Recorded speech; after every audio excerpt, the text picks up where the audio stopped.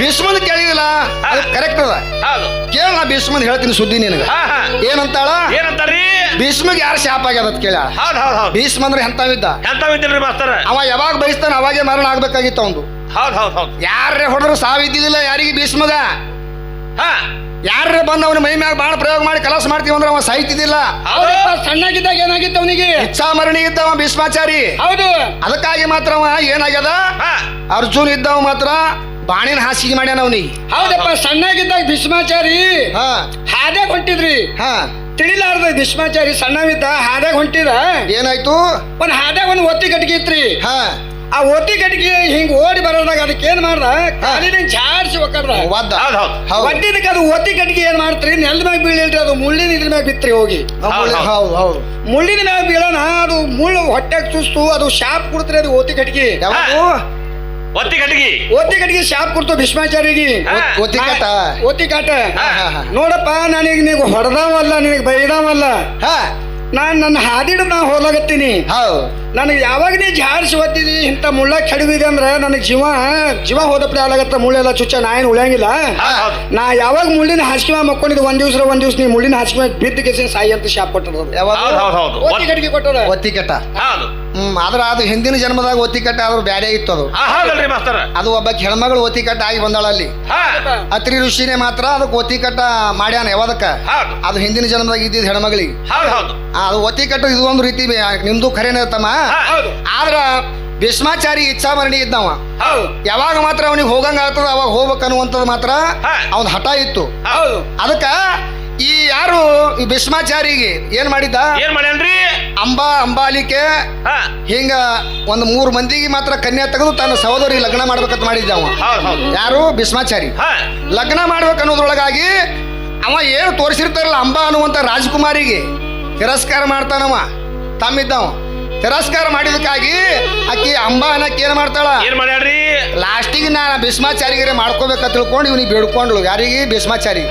ಭೀಷ್ಮಾಚಾರಿ ಏನಂದ, ನಾ ಬ್ರಹ್ಮಚಾರಿ ಆಗುವಂತದ್ದು ನನ್ನ ಬಲ್ಲಿ ಒಂದ್ ಹಠ ಅದ, ನಾ ಒಟ್ಟೆ ನಿನ್ ಲಗ್ನ ಮಾಡ್ಕೊಳಂಗಿಲ್ಲ ತಿಳ್ಕೊಂಡು ಮಾತ್ರ ಖಡಾಖಂಡಿತವಾಗಿ ಹೇಳ್ತಾನೆ. ಯಾರು? ಭೀಷ್ಮಾಚಾರಿ. ಖಡಾಖಂಡಿತವಾಗಿ ಹೇಳಿದಕ್ಕಾಗಿ ಅದೇ ಅಂಬಾ ಅನ್ನುವಂತ ರಾಜಕುಮಾರಿ ಶಿಖಂಡಿಯಾಗಿ ಹುಟ್ಟಿ ಬರ್ತಾಳೆ. ಎಲ್ಲಿ ಹುಟ್ಟು ಬಂದಾಳ್ರಿ? ದ್ರುಪದ ರಾಜನ ಮನ್ಯಾಗ. ಕುರುಕ್ಷೇತ್ರ ಯುದ್ಧದೊಳಗೆ ಶಿಖಂಡಿ ಆದವ್ ಯಾರು? ಅದೇ ಅಂಬಾ ಅನ್ನುವಂತಕಿನೇ ಮಾತ್ರ ರಾಜಕುಮಾರಿನೇ ಶೇಡು ತೀರಿಸ್ಕೊಳ್ಳೋಗೋಸ್ಕರವಾಗಿ ಇಲ್ಲಿ ಹುಟ್ಟಿ ಬಂದಾಳೆ. ಯಾರು? ಶಿಖಂಡಿ ಅನ್ನುವಂತ ಒಂದು ವೇಷ. ಶಿಖಂಡಿ ಮೇಲೆ ಬಾಣ ಎತ್ತಲಿಲ್ಲ, ಬಾಣ ಹೊಡಿತಿದಿಲ್ಲ. ಅವಾಗ ಬಾಣಕ್ಕೆ ಅರ್ಜುನಗೆ ಸೈಡ್ ಸಿಕ್ತು. ಶಿಖಂಡಿ ಎದುರಿಗೆ ನಿಂತಾಗ ಭೀಷ್ಮ ಕೊಟ್ಟ ತನ್ನ ಪ್ರಾಣ. ಅವಾಗ ಕೃಷ್ಣ ಏನಂತಾನ ಅರ್ಜುನಗೆ? ಏನಂತಾನ? ಬಿಡು ಬಾಣ ಅಂತಾನೀಗ. ಹೌದು. ಅವಾಗ ಶಿಖಂಡಿ ಎದುರಿಗೆ ನಿಂತಾಗ ಮಗ್ಗಲ್ದಾಗ ನಿಂತಿಗೆ ಬಾಣ ಬಿಡ್ಲಕ್ ಚಾಲು ಮಾಡ್ದ. ಯಾರು? ಅರ್ಜುನ. ಯಾವ ಎರಡು ಅರ್ಜುನನ ಬಾಣ ಮತ್ತು ಶಿಖಂಡಿ ಬಾಣಿನ ಕಲರ್ ಒಂದೇ ಇದ್ದು. ಸೀದಾ ಕಲರ್ ಒಂದೇ ಸೀದಾ ಬರ್ಲಕತ್ತು. ಅವಾಗ ಭೀಷ್ಮಾಚಾರಿ ಗೊತ್ತಾಗ್ಲಿಲ್ಲ ಇದು ಅರ್ಜುನ್ ಬಾಣ ಅದ ಅನ್ನೋದು. ಮೈ ತುಂಬ ಬಾಣ ಹೊಡೆದ ಯಾರು? ಅರ್ಜುನ. ಹೊಡೆದಾಗ ತೆಳಗ ಬಿದ್ದ ಯಾರು? ರಥದೊಳಗಿಂದ ತೆಳಗಿಳಿದು ಭೀಷ್ಮಿದ್ದವ ತೆಳಗ ಬೀಳ್ತಾನ. ಅರ್ಧ ದೇಹ ಗಾಳಿ ಒಳಗೆ ತೇಲಾಡ್ತಿರ್ತದ, ಇನ್ನ ಅರ್ಧ ದೇಹ ಭೂಮಿ ಮ್ಯಾಗಿರ್ತದ. ಹೌದಪ್ಪ, ಇವೆಲ್ಲ ಕೃಷ್ಣನ್ ಕುಟ್ಲಟಿಗೆ ಇವೆಲ್ಲ. ಯಾಕ್ರಿ? ಎಷ್ಟು ಬಾಣ ಹೊಡೆದ್ರು ಒಟ್ಟು ಸಾಯಂಗಿಲ್ಲವ. ಅರ್ಧ ಜೀವ ಎಲ್ಲಿರ್ತದ? ಗಾಳಿ ಒಳಗೆ ತೇಲಾಡ್ತಿರ್ತದ. ಅರ್ಧ ಜೀವ ಏನದ ಈ ಭೂಮಿ ಮ್ಯಾಗಿರ್ತದ. ಲಾಸ್ಟಿಗೆ ನೀರ್ ಬೇಡ್ತಾನಲ್ರಿ ಅರ್ಜುನಗ. ನೀರ್ ಬೇಡ್ತಾನ ಲಾಸ್ಟಿಗೆ ಏನ್ ಮಾಡ್ತಾನ? ನೀರ್ ಬೇಡದಾಗ ಮಾತ್ರ ಅವನಿಗೆ ಅರ್ಜುನ್ ಇದ್ದವನೇ ಮಾತ್ರ ಆ ಬಾಣಿನ ಹಾಸಿಗೆ ಮಾಡಿ ಅದ್ರ ಮ್ಯಾಗ ಮನಗಿಸ್ತಾನ. ಮನಗಿಸಿ ಹಣ್ಯಾಗ ಒಂದು 3 ಬಾಣ ಬಿಟ್ಟ ನಾವು. ಯಾರು? ಅರ್ಜುನ್ ಹಣ್ಯಾಗ ಬಿಟ್ಟಾನ 3 ಬಾಣ. ಬಾಣ ಬಿಟ್ಟಾಗ ಅವಾಗ ಮಾತ್ರ ಯಾರ್ದು? ಭೀಷ್ಮ. ಈ ಭೀಷ್ಮ ಯಾವತ್ತು ಸಾಯ್ಬೇಕಾಗಿತ್ತಪ್ಪ ಅಂತಂದ್ರ ಉತ್ತರಾಯಣ ನಕ್ಷತ್ರ. ಉತ್ತರಾಯಣ ನಕ್ಷತ್ರ ದಿವಸ ಸಾಯ್ಬೇಕಾಗಿತ್ತು, ಸೂರ್ಯ ಉದಯ ಆಗೋ ಟೈಮ್ದಾಗ.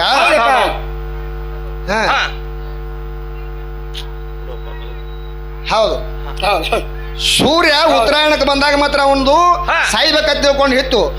ಅವಾಗ ಉತ್ತರಾಯಣಕ್ಕೆ ಬಂದಾಗ ಯಾರು ಸಾಯ್ತಾರ ಅವ್ರು ಮುಕ್ತಿಗೆ ಹೋಗ್ತಾರ ತಿಳ್ಕೊಂಡು ಹಿಂಗ ಬರೆದಿಟ್ಟಾರ. ಅವಾಗ ಏನದ ಈ ಭೀಷ್ಮಾಚಾರಿ ಇದ್ದವ ಮರಣ ಹೊಂದುತ್ತಾನೆ. ಅವಾಗ ಸೂರ್ಯ ಇದ್ದವ ಮಾತ್ರ ಉತ್ತರಾಯಣಕ್ಕೆ ಬಂದಾಗ ಅವಾಗ ಅವನು ಮರಣ ಆಗ್ಯದ. ಯಾರ್ದು ಶಾಪ್ ಆಗಿಲ್ಲ ತಂಗಿ. ಹೌದೌದು ಶೇಡ್ ತೀರುಗೋಸ್ಕರವಾಗಿ ಮಾತ್ರ ಶಿಖಂಡಿನ ಎದುರಿಗೆ ನಿಂತು ಈ ಯಾವ ನಮ್ಮ ಭೀಷ್ಮಾಚಾರ್ಯದೊಂದು ಜೀವ ಹೋಗ್ಯಾದ. ಇಂಥ ವಿಷಯ ಕೇಳು ಹೇಳ್ತೀನಿ ನಾ. ಅದು ಇದು ಬಿಟ್ಕೆರೆ ನೀವೇ ಕೂತ್ಕೆರೆ ಎಲ್ಲರ ಕಳಿಸಿದ್ರೆ ಏನ್ ಮಾಡ್ಬೇಕು, ನೀವೇನು ತೆಲಿ ಬಳಸಬೇಕೇನು? ಹೌದೌದು ಅವು ತೆಲಿ ಬಳಸೋ ಕಂಪನಿ ನಿಂದ ಬಂದ ನೋಡ, ಅವಕ್ ಬಳಸು ತೆಲಿ. ಹೌದಲ್ರಿ ಮಾಸ್ತರ, ನಮಗಲ್ಲ ಅದು. ಅವು ತೆಲಿ ಬಳಸೋ ಕಂಪನಿನೇ ತಂದಿದ್ ನೋಡಿ ನಿನ್ನಿಂದ.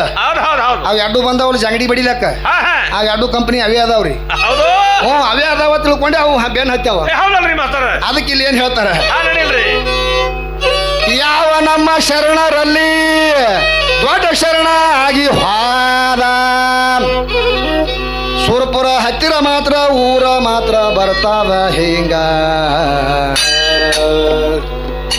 ಯಾವ ದೊಡ್ಡ ಶರಣ ಹುಟ್ಟಿದಾನು ಸುರಪುರ ಜಿಲ್ಲಾ ತಾಲೂಕಿನೊಳಗ, ಅವನ ಹೆಂಡತಿ ಮಾತ್ರ ಹ್ಯಾಂಗ ಎದುಳು ಭೂಲೋಕದಾಗ.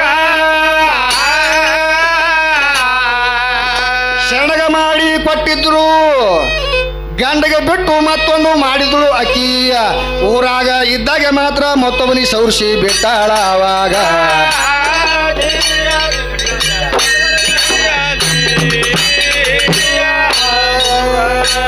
ಯಾವ ನಮ್ಮ ಮುದ್ನೂರು ಗ್ರಾಮದಲ್ಲಿ ಘಟಿವಾಳಯ್ಯ ಶರಣ ಇದ್ದ, ಆ ಘಟಿವಾಳಯ್ಯನ ಹೆಂಡತಿ ಮಾತ್ರ ಎದ್ದುಳು ಹ್ಯಾಂಗ. ಅವ ಗಂಡ ಮಾತ್ರ ಕಳಿಸಿಲ್ಲ ಕೇಳು, ಅವಳೀಗ ತನ್ನ ಇಚ್ಛಾದಿಂದ ಜಾರತನ ಮಾಡ್ಯಾಳವಾಗ. ಜಾರತನ ಮಾಡಿದ್ದು ಅವಾಗ ಗಂಡಗ ಮಾತ್ರ ಗುರುತ ಆಯಿತು, ಎಲ್ಲಿ ಇರುವುದ ಬೇಡ ಅಂತ ಜಾಗ ಬೆಟ್ಟನವಾಗ.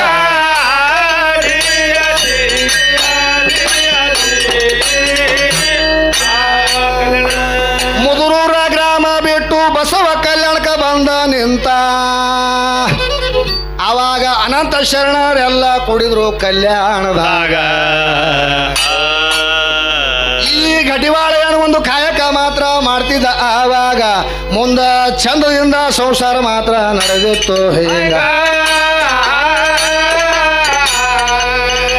ಅಲ್ಲಿದು ಮಾತ್ರ ಗುರುತಾಗಿತ್ತು, ಕಲ್ಯಾಣದೊಳಗ ಬಂದ್ರು ಸಹಿತ ಸುಮ್ಮಕುಂದ್ರಲಿಲ್ಲ.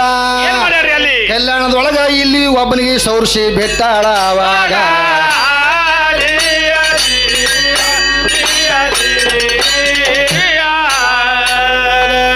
ಕಲ್ಯಾಣದೊಳಗ ಸೌರಿಸೋದ್ರೊಳಗ ಇದು ಘಟಿವಾಳೆಗ ಗುರುತ ಆಯಿತು.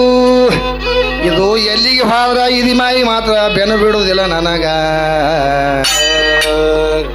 ನಾನು ಹಿಂಗಾದ್ರ ಮಾತ್ರ ಮಾತ ಅದು ಆಗತೈತಿ ಹ್ಯಾಂಗ.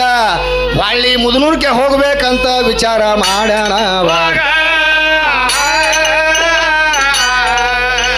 ಹೊಳ್ಳಿ ಮುದನೂರ್ಗೆ ಹೋಗುವಾಗ ಇಲ್ಲಿ ಇಟ್ಕೊಂಡವ ಮಾತ್ರ ಗಂಟ ಬಿದ್ದ, ನೀನು ನನಗ ಬಿಟ್ಟು ಹ್ಯಾಂಗ ಹೋಗ್ತೀರಂತ ನವಳಿಗ.